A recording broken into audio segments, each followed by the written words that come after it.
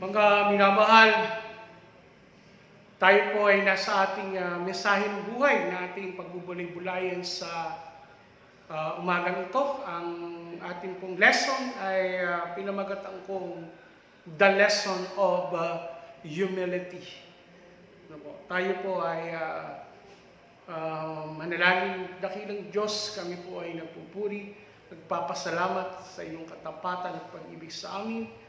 Nawa po ay patuloy na maranasan namin ang iyong pagkilos at iyong kapangyarihan, lalo na po sa pakikinig ng mabuting balita na aming tatanggapin sa umagang ito.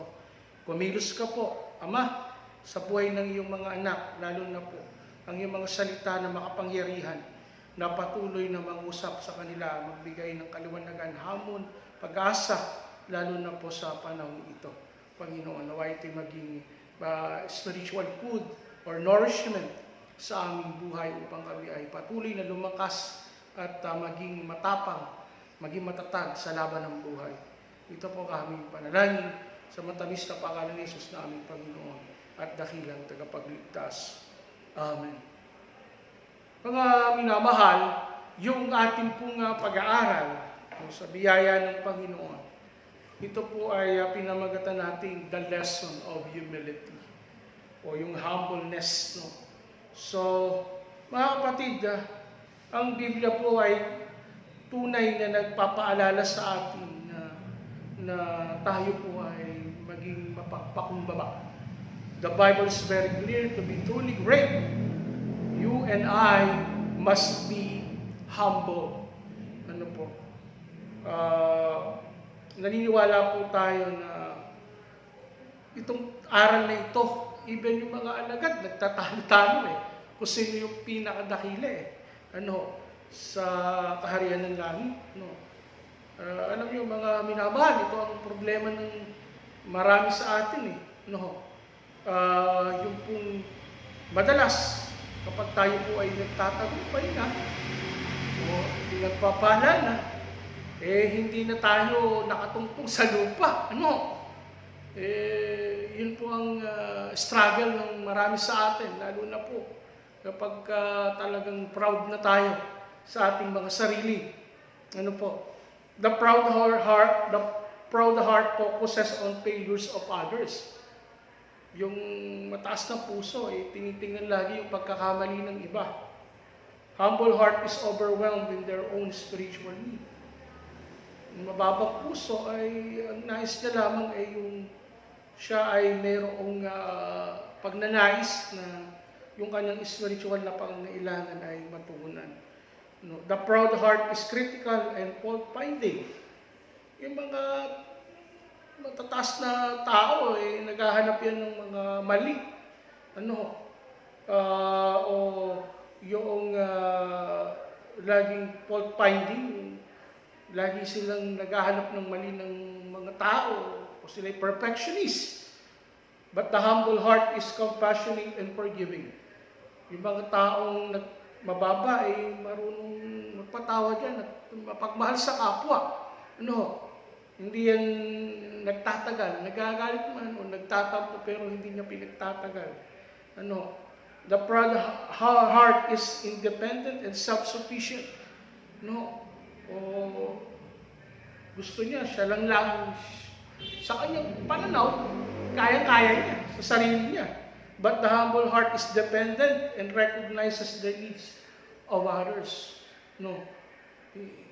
Yes, yung mga taong alam nila, nabubuhay sila, hindi nila parang tinitingnan na nakadepende pa rin sila sa iba. At kinikilala nila yung pangangailangan ng iba. Hindi yung sa palagay ko, hindi ko na kailangan ng tulong ng iba. Pero itong humble heart, hindi. That he recognizes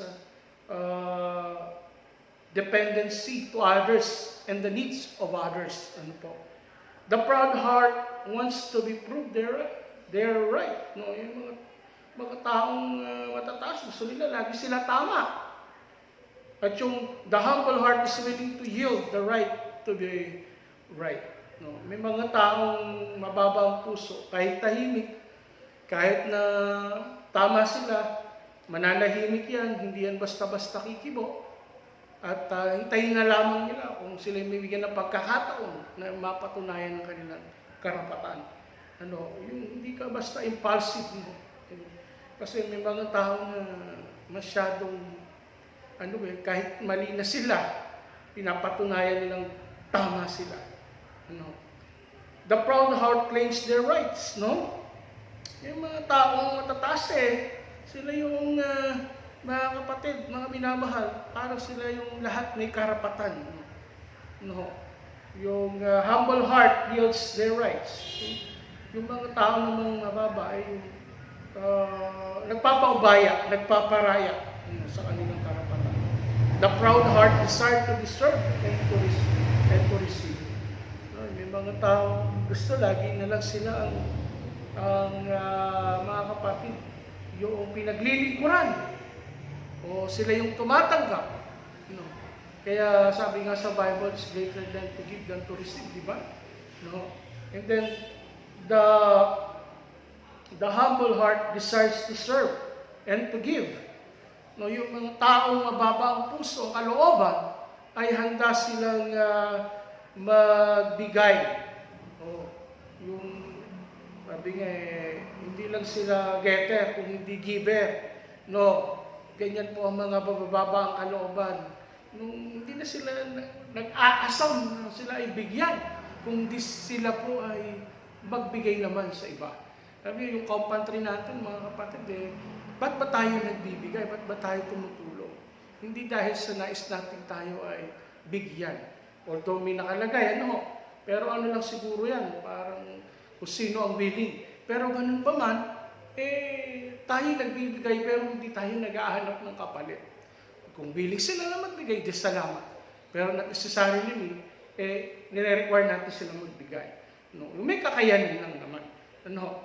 The proud heart is confident is how much they know. Yung mga tao, parang kilala nila yung sarili nila. Parang sila na yung magaling, sila na yung mahusay, sila na yung dapat na hangaan, Sila na yung, sabi nga nila sila na yung magaling, may nanalo na, But the humble heart is much learner. They have yet to learn, Yung mga mababang puso, gusto nilang matuto pa, The proud heart is self-conscious. Yung mga matataas ang puso, parang gusto nila, sarili lang nila yung iniisip nila o sarili lang, puro sarili, parang kabig lang ng kabig, The humble heart is not concerned with self. Hindi niya iniisip yung sarili niya. Lagi, puro kapakanan po ng iba ang iniisip niya. The humble heart is willing to risk getting close to others. Yung mga humble heart ay kahit mapanganib, kahit na kumisan delikado, pero ginagawa niya yung paraan para maging close siya sa mga tao. Halimbawa, yung mga nasa bilangguan, sa mga kriminal. Yung minsan meron tayong discrimination sa mga ganyan. May mga tato. Ang tingin natin, kriminal na sila. Pero ganun pa man, dapat matuto tayong magmahal. At baka mali mo isang araw, magbago rin sila. The proud heart is quick to blame others. Yung mga matataas na tao, yung mataas ang ego, yun yung lagi na lamang sinisisi ang iba. They blame others, So, may mga ganyan tao. The humble heart accept responsibility, and sees where they could be wrong. Ibig sabihin ng mga minamahal, yung mga humble heart, kung kaya niyong tanggapin yung mga responsibilidad, na alam naman natin, may mga taong matataas parang ayaw ng inuutusan, ayaw tumanggap ng tungkulin o akala nila sila inuutusan. Pero dapat matuto tayo na meron tayong spirit of volunteerism o yung a serving heart, no? And then, proud heart, as hard time saying, I was wrong. Yan, yung mga proud people, proud, lagi nilang sinasabi na wala akong mali, hindi ako ang mali. Ako lagi ang tama. Ganyan ang mga taong matataas eh. Pero yung mga humble heart is quick to admit their failure and seek forgiveness. Yung mga taong mabababa, ito yung madaling aminin ang kanyang pagkukulang at pagkakamali at madali talaga siyang humingi ng tawad sa mga pagkakamali niya. Wala namang taong perfect eh. Kaya kung minsan ako'y humahangad sa mga taong inaamin nila ang kanilang pagkakamali at pagkukulang. Wala namang masama kung may nasabi ka eh. No. Kung meron kang nabitawan na hindi maganda, ang maganda lamang ay yung handa mo bang tanggapin kung ikaw nga ang mali. Alam niyo, meron talagang kumisan nangyayari na unconscious tayo, hindi tayo aware na kahit masabi natin yung ating damdamin, kahit masaktan na yung kapwa natin. No, minsan hindi natin naiisip yun, no? So, yung palang humble heart, ibig sabihin kaya nating unawain yung pagkakamali ng iba. Dahil siguro, iisip natin, nagkakamali din naman tayo. We have a lot of imperfections. No, hindi lang tayo ang tama. Meron din tayong pagkakamali. We need to admit that we also have failure, no, or mistakes, no. Then, gusto kong balik tayo sa lesson, no, na sa chapter 9 na ito, sinabi po ni Jesus Christ doon sa mga alagad niya, no, ulitin natin, no, yung sinasabi nung nagtatalo-talo mga alagad dito eh, no, kung sino yung pinakadakila eh. Ang ginawa ng Panginoon nag-illustration siya tungkol sa mga bata. Alam niyo po, ang mga bata, bakit niya po ginagamit yun? Una, hindi naman siya binibilang sa lipunan ng mga panahon ni Jesus Christ eh. Pangalawa, yung bata, innocent. Ang bata is quick to forgive, to admit their mistakes. Di ba? Pagka pinapagalitan mo yan, sorry po daddy, sorry po mami. Minsan tayo naman, nabasag mo yung pinggan, binasag mo yung pinggan, hindi naman binasag eh, baka hindi naman sinasadya. Kaya kung minsan, galit na kagad tayo, hindi pa natin nalalaman ang kanilang reason o yung kanilang side, pagkagalitan kagad natin.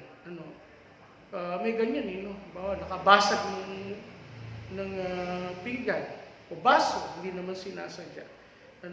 So, hindi binasag, nakabasag. No? Pag binasag kasi, intentional yun. O sinadya. No? Ngayon, tingnan natin yung katangian ng bata. Quick to forgive, innocent, no?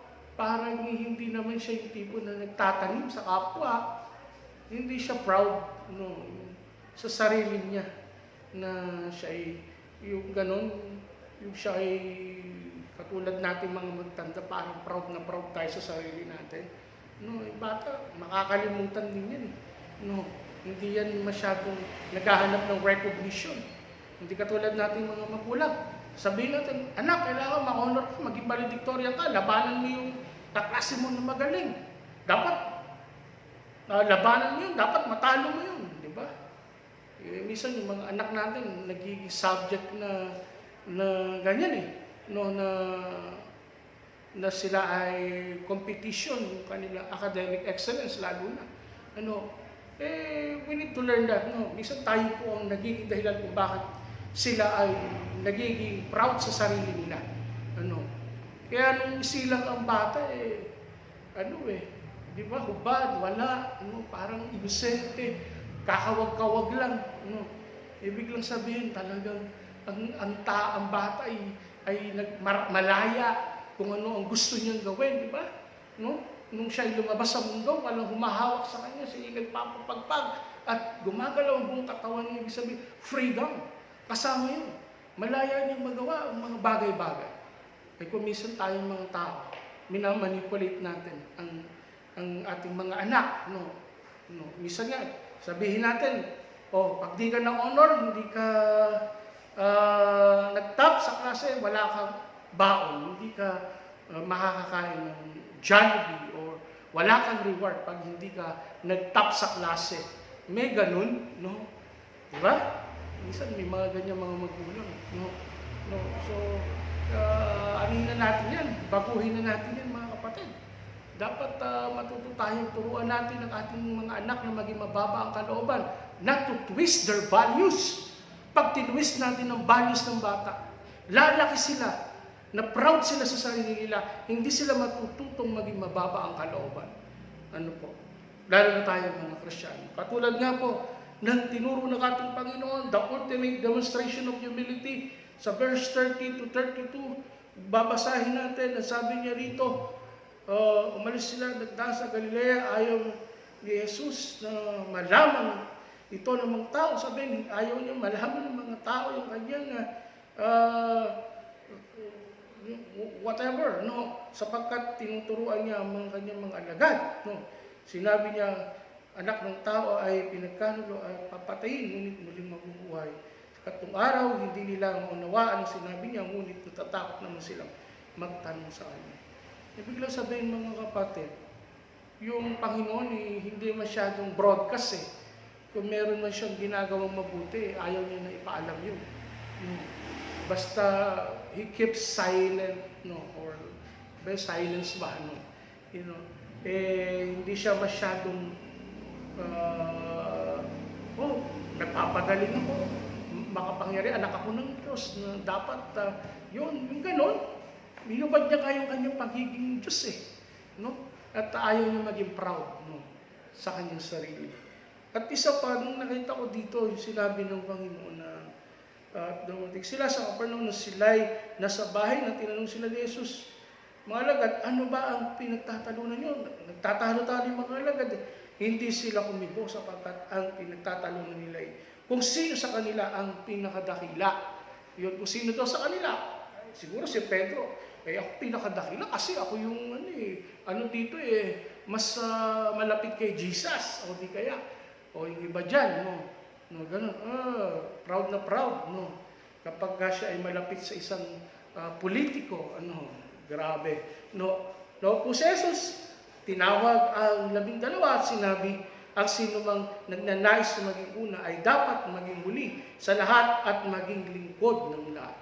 Yun daw kung mga gustong maging pinakadakila ay dapat siya yung pinakahuli. The least of all servant, handa siyang maglingkod sa iba, o sa lahat. Kaya nga, yung humble heart is willing to serve others, not to be proud, with himself, yung sa sarili lamang nila, Kaya nga mga kapatid, ito yung napakagandang teaching ng Panginoon eh. Kung bakit ginamit yung bata. Alam niyo yung bata, yan eh. Pag nag-aaway yan, nakikita niyo pag nag-aaway yung mga bata, afterwards, bati na yan, naglalaro uli yan. Pero yung mga magulang nila, sila yung nag-aaway. Yung mga magulang nila, hindi pa bate, pero yung dalawang batang nag-aaway, bati na. So, ganyan po mga bata. Saka, napansin ko, ang bata hindi maramot eh. Marunong siya magbigay. Depende rin siguro yun. Doon sa pamilya. Baka minsan na-twist na yung values ng bata. Huwag mong bibigyan yung kalaro mo kasi yung kalaro mo, kagalit ko yun. Yung kapitbahay natin na si Aling ganito, si Aling Tekla, huwag mong bibigyan kasi natin yan, kaaway ng mga lolo't lolo mo yan. Kailanman huwag mo yung bibigyan. We are twisting their values. So, yun po. At isa pa, if the child, not to disciplining them. Hindi natin sila dinidisiplina minsan.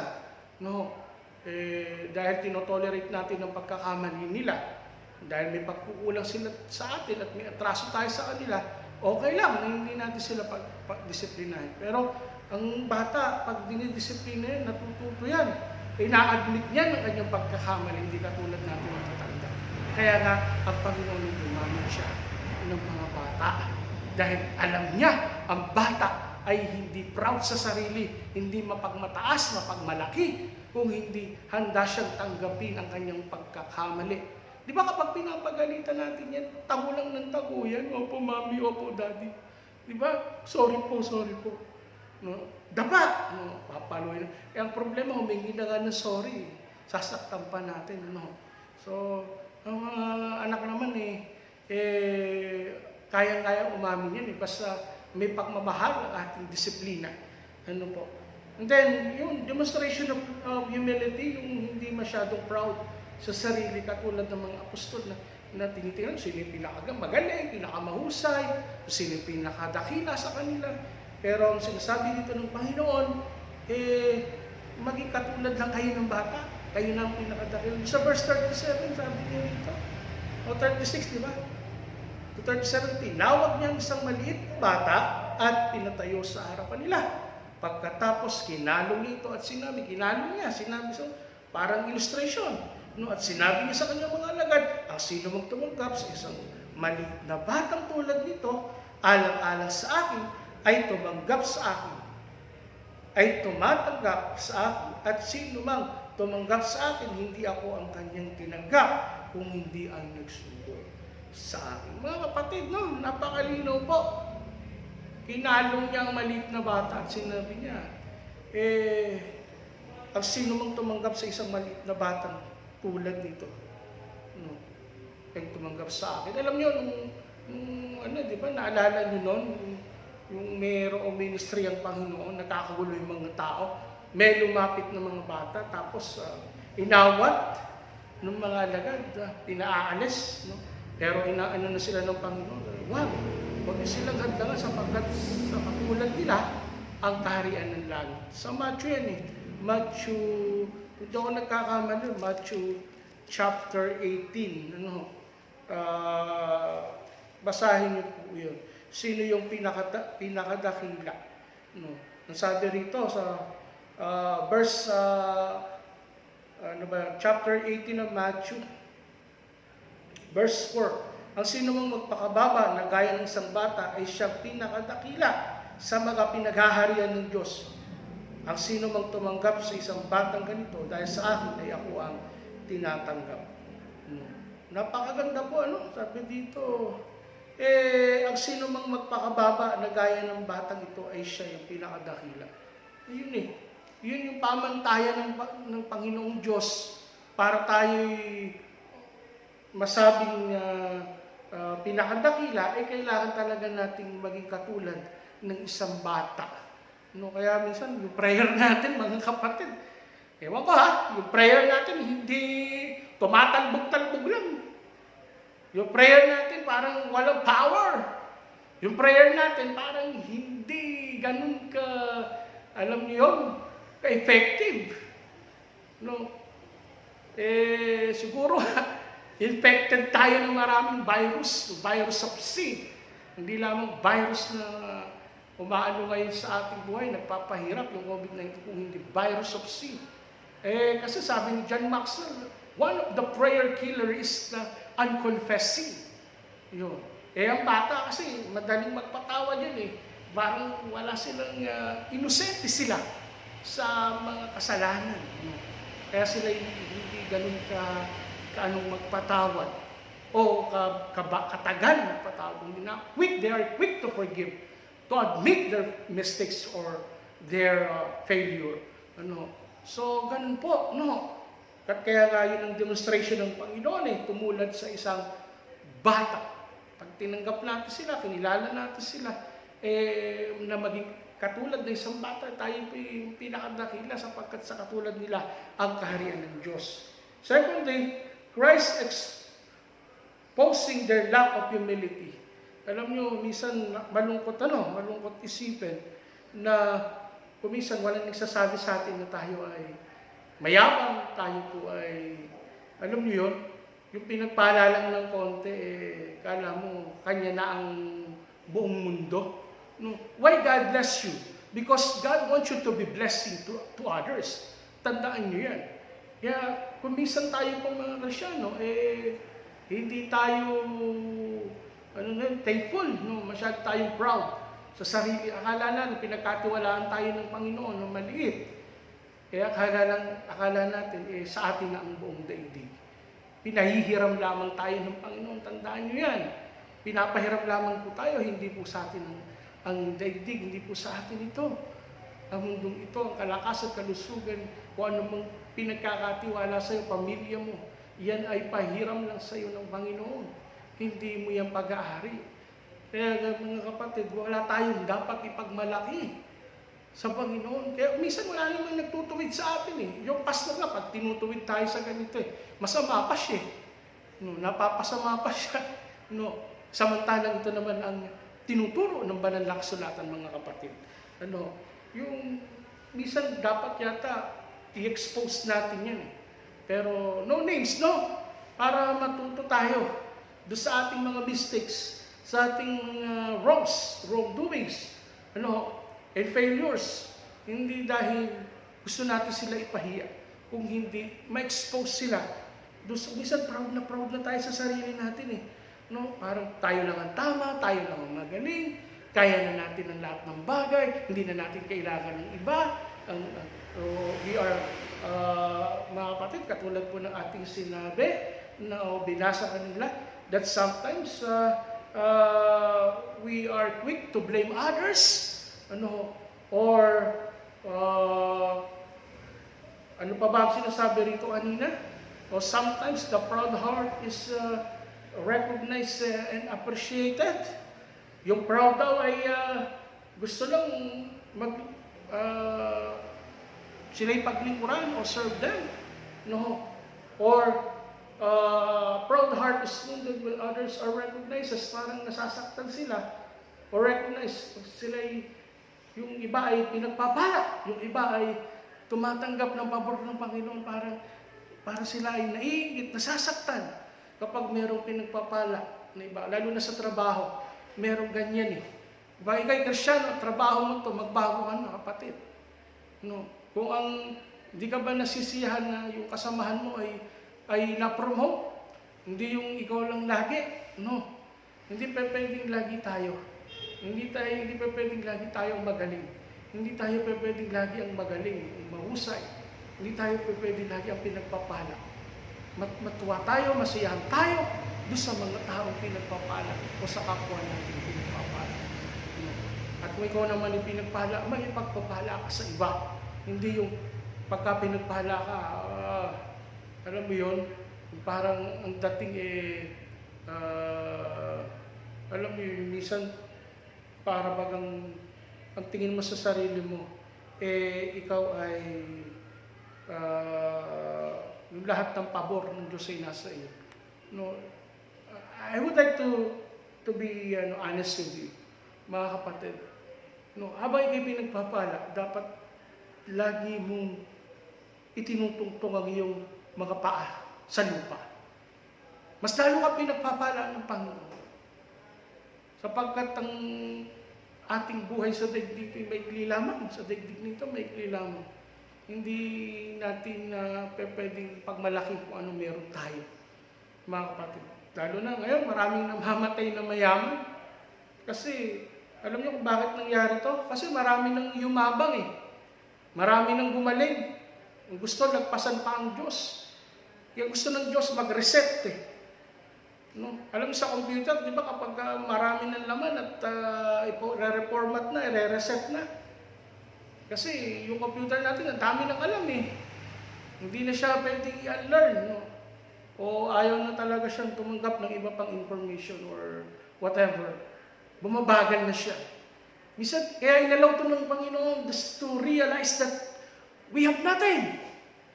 Kung bakit nangyari itong pandemic, gusto ng Panginoon ipakita sa mga tao na walang magagawa ang tao sa kanyang sariling kakayahan lamang. Mga kapatid, we need this time to surrender everything to God. Even your self-entitlement, self-achievement. Mga kapatid, ipakita natin sa Panginoon, ilatag natin sa paanan ng Panginoon, Walang-wala tayo sinusuko at inaalay natin sa Kanya ang ating pagkatao. At dapat, we need to learn how to be empty before the Lord. No? Yan ang dapat nating matutunan ngayon. Why God allowed, permitted this pandemic? Marami nang naging mataas na tao. Marami nang naging mayabang. Marami ng mga tao akala nila sila yung magagaling because of self-entitlement, because of their success. Kaya narito, mga kapatid, para ipakita ng Diyos sa mga tao, basura ang lahat ng iyan. Kaya mga kapatid, matutunan natin ito, lalo na sa panahon ito ng pandemya, that we realize so many things that we need to be humble before the Lord. Kaya sinasabi niya sa 2 Chronicle chapter 7 verse 40, if my people humble themselves, turning away from their wicked ways and pray, I will hear from heaven. And I will heal their land. Yan ang kulang sa mga Pilipino ngayon. Hindi niya kayang isuko ang kanyang self-entitlement, yung kanyang pagkatao sa Panginoon, kung bakit nangyayari ang lahat ng ito, ay mayroong gustong ituro sa atin ng Diyos na tayo ay walang magagawa sa sarili lamang natin kakayahan. And lastly, dito po ako magtatapos, napahaba ako, And then, yung Christ's instruction on how to develop our humility. The lesson from humility. Ito yung tinuturo ng Panginoon para tayo magpakababa katulad lamang ng isang bata. Yun lang naman ang gusto ng Panginoon. Wala nang iba para maging dakila ka. Pumaris ka sa isang bata. Dahil pagka tinanggap mo siya, tinanggap mo rin ng Panginoon. At naging, ang Diyos ang tinanggap mo, yung nagsugo sa Kanya. Kaya mga kapatid, sabi nga ni Oswald Sander, minsan, this is a test of precedence, yung tayo po ay kumisan ay yung gifts and accomplishments, o when other is promoted, we are overlooked, yung minsan tinetest dito yung ating precedence, yung ang gusto lang natin, tayo lang yung pinopromote, tayo lang yung pinagpapala, tayo lang. And then less, yung mga may pabor, the test of sincerity. Sabi ni Oswald Sanders, minsan tinetest yung ating sincerity dito.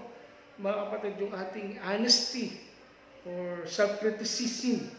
Kuminsan ay tayo po ay masyado ng mataas at ayaw nating i-admit yung ating pagkatao kasi napagkakamali natin na tayo ay mali na, tayo ay hindi nakaabot sa pamantayan ng Panginoon para baga ang tingin natin sa sarili natin tayo na ang magaling. And lastly, yung test of criticism, yung how to handle criticism in our lives. Yung criticism minsan para bagang ayaw nating tanggapin na tayo may pagkakamali. Akala natin yung criticism ay hindi nakakatulong. Meron naman talagang criticism na nakakatulong. It is constructive criticism. Hindi kapag criticize ka, para bagang masamang tao ka na. Hindi. Minsan mga kapatid, tingnan natin baka kaya tayo kini-criticize dahil para sa ating improvement yun. Para sa ating development, para sa ating pagbabago. Hindi dahil tayo ay kinikriticize. Kaya mga kapatid, yung huli ditong sinabi ng Panginoon, kailangan talaga tayo po ay ma-develop. We need to develop our humility before the Lord. At naniniwala po tayo mga kapatid ng Panginoon, mas bumababa tayo, mas tinataas naman tayo ng ating Diyos na makapangyarihan sa lahat. Tayo po ay manalangin. Aming Diyos na makapangyarihan sa lahat, salamat po sa aming napag-aralan. Salamat sa iyong mga salita na patuloy na nagbibigay sa amin ng kaliwanagan at hamon upang kami, O Diyos, ay magpatuloy at huwag kaming maging mataas Huwag kami mapagmalaki sapagkat wala kami magagawa kung sa sarili lang naming kakayahan. At manalig kami, O Diyos, na Ikaw, Panginoon, ang magtataas sa amin sa kabila ng kami patuloy na nagpapakababa. Sapagkat alam namin, Panginoon, na yung pagpapakababa ay ginagantimpalaan. Ang pusong mataas ay alam namin, Panginoon, na sila ay may mga kaparusahan na nakahihintay sa kanila, Panginoon, sapagkat alam namin, Panginoon, na itong lesson ito from humility or lesson of humility o humbleness ay isang katuruan, hard teaching, but still, if we accept the challenge, Father God, it is that we are more yung maraming benefits kami. We are benefited on this teaching, Father God. We more blessed, and we have a lot of Father God benefits we receive from you if we accept that we are humble before the Lord or before you, Lord. Huwag kami maging proud sa sarili namin. Lagi kami matutong nagpapakababa. Kaya salamat sa aral na ito, na ito ay hamon para kami maging mababang nilalang mo. Kaya sa iyo namin binabalik, O Diyos, sa pinakamataas na papuri pasasalamat. Sa matamis sa pangalan ni Jesus naming Panginoon at dakilang tagapagligtas. Amen. Amen.